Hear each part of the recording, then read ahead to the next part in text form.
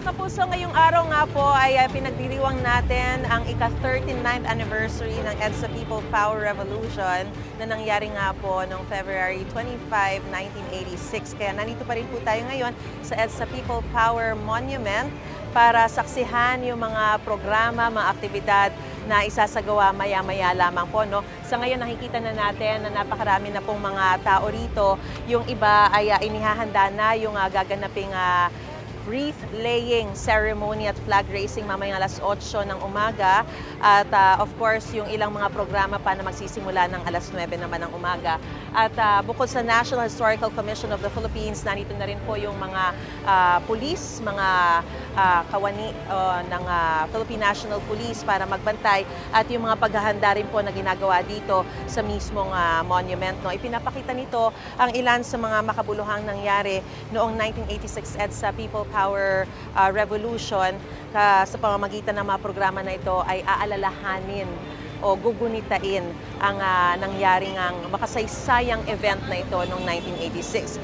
At gaya ng binanggit ko, simula mamayang 9 a.m. ay magkakaroon ng pagtitipon dito ang iba't ibang mga grupo para mag-rally at ipagdiwang anibersaryo ng People Power Revolution. Sa punto pong ito ay tawagin na po natin ang ating mga kapanayam na si Christopher Passion. Siya po ang Senior History Researcher ng NHCP o National Historical Commission of the Philippines. Magandang umaga po sa inyo. Magandang umaga po. Magandang umaga po sa ating mga manonood.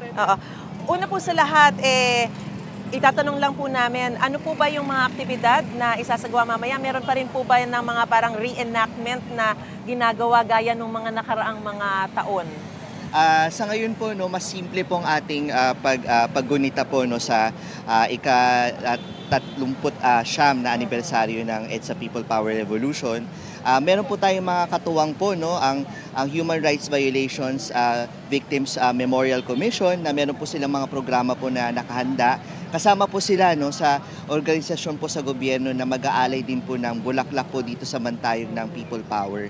And syempre po sa NHCP po, katuwang po natin ng taong bayan po sa pag-alala po no, ng mga makasaysayang mga kaganapan po na bumuo po sa kwento ng ating bansa. Speaking of kwento, alam ko Gen Z ka at I'm sure wala ka pa nung mga panahong yon. Wala pa po. Nasaan ka ba? Nasa sinapupunan? Opo. No. Actually, millennial po ako. No? Pero... millennial. Alright. Pero meron ka bang kwentong EDSA People Power? Considering na, syempre, nandiyan ka sa National Historical Commission of the Philippines at marami kayong mga pagsasaliksik na ginawa. Siguro po nung ako po, yung sarili ko pong pag-aaral na bago pa po ako na napunta po sa Pambansang Komisyon Pangkasaysayan, may mga nakapanayan po din ako ng mga nabuhay po nung panahon po ng EDSA. At isa po sa mga kinakwento po, na-interview ko po dati yung dati pong si late Pastor Bel Magalit. No? Siya po yung head po ng evangelical contingent, yung mga born-again contingent na sumama po ng EDSA. At sabi po niya, kwento po niya sa akin nung nabubuhay pa siya, na may isang yugto po sa EDSA, February 24 po, 1986, na kung saan talagang akala po nila, no, parating na daw po yung mga choppers, inaasahan po nila na sila ay bobombahin ng rocket launcher. At handang-handa na po sila noon. Noong time na po na yun, dahil pa umaga pa lang po at wala pang masyadong tao, sinabi po niya na talagang handa na daw sila. Ang hawak lang nila ay mga Biblia. Handa silang mamatay? Mamatay.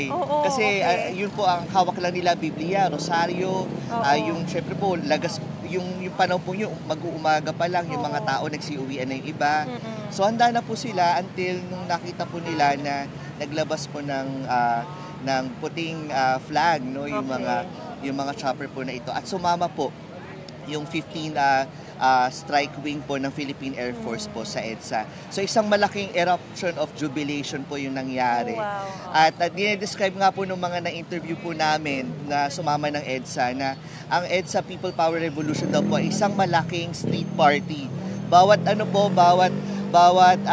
oras po may mga programa, may mga evangelicals po, mga born again, may mga Catholic na nagro-ronda po, na nag-vigil po. may mga Muslim na sumama po. So, sa iba't ibang bahagi din po ng Pilipinas, sa Davao, sa Cebu, sa Iloilo po ay nagsilabasan din po ang ating mga kababayan upang ipakita po ang kanilang suporta po para makamtan po natin ang kalayaan at demokrasya. Oh, tsaka talagang source of pride talaga, no? Kaya Yes. napakahalaga na hanggang ngayon, inaalala pa rin yung ganitong katindi at makasaysayang event sa ating history, no, bilang isang nation. Maraming salamat sa salamat po. inyo pong ikinwento sa amin, Sir Christopher. At syempre, sasaksihan natin mamaya yung mga programa nyo rito. Salamat po. Samantala mga kapuso, ngayon nga po, kahit na inaalala natin ang as a People Power Revolution, ay hindi po holiday ngayon, kundi special working day sa araw na ito. Kaya marami pa rin po sa ating mga kababayan ang may pasok maliban na lang sa mga eskwelahan o universidad na nagdeklara ng suspensyon ng klase sa araw na ito. So mamaya magbabalik pa rin po tayo at mga kapanayan po natin si Father Jerome Ceciliano, ang rector po ng Archdiocesan Shrine of Mary Queen of Peace, para bigyan pa tayo ng mga karagdagang detalye kaugnay nga po sa magiging programa ngayong EDSA People Power Revolution Anniversary. Balik po muna sa studio. Gusto mo bang mauna sa mga balita? Mag-subscribe na sa GMA Integrated News sa YouTube at tumutok sa unang balita.